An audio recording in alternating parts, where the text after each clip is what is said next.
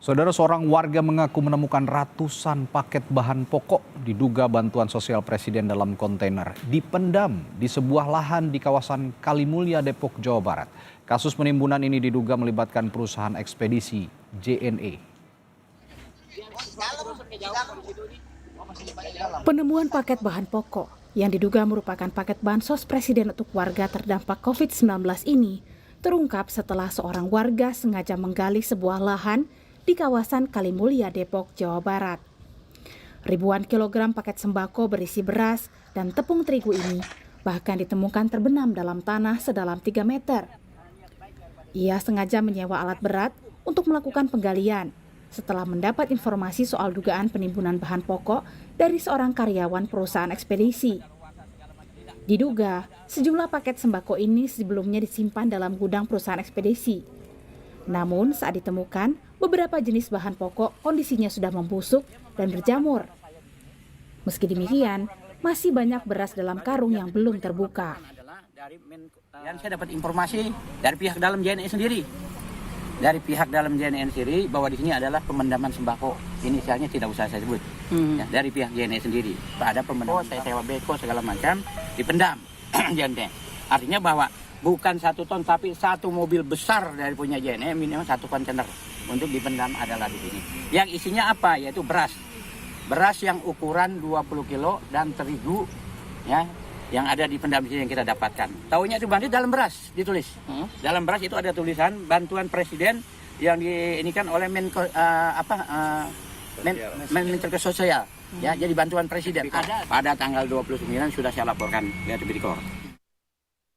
Dalam keterangan pers tertulis pada 31 Juli 2022, perusahaan ekspedisi JNE menjawab temuan penimbunan beras bansos presiden ini.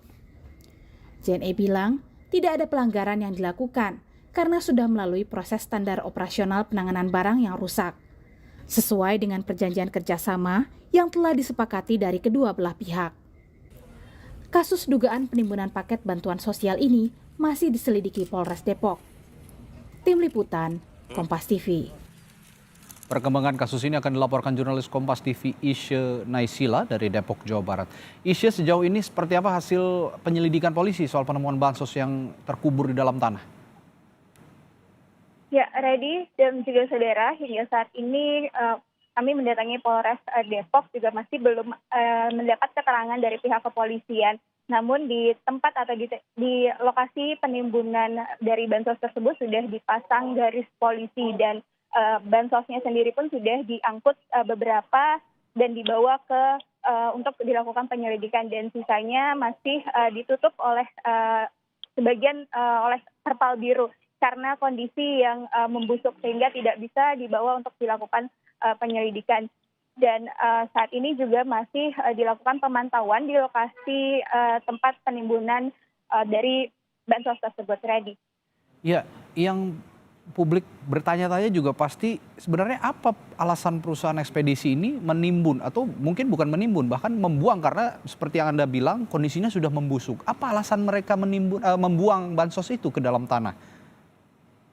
Ya, Redi dan juga saudara, menurut keterangan dari pihak JNE melalui Instagram resminya, mereka mengatakan kalau ini merupakan karena bansos tersebut itu sudah kondisinya dalam keadaan rusak, jadi dilakukan prosedur untuk ditimbun atau dibuang. Tapi jika dilihat dari kondisi di lokasi kejadian, itu memang ditimbunnya itu sedalam 3 meter dan di lokasi yang berukuran atau di tanah yang berukuran 8 kali 7 meter.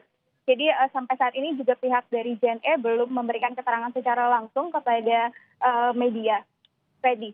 Ya, tapi Isya, sedikit saja, sudah ada pemanggilan kan dari pihak kepolisian terhadap pihak JNE? Ya, Redi, sampai saat ini belum ada keterangan dari pihak kepolisian mengenai pemanggilan dari pihak JNE tersebut, Redi. Baik, masih kita tunggu bersama. Dengan demikian, informasi yang akan kita tunggu bagaimana nanti pihak JNE bisa menjelaskan apa motif mereka ini membuang bansos dari presiden yang jumlahnya tidak sedikit, sangat banyak, dikubur di dalam tanah. Terima kasih Isya Naysila, laporan langsung Anda dari Depok, Jawa Barat.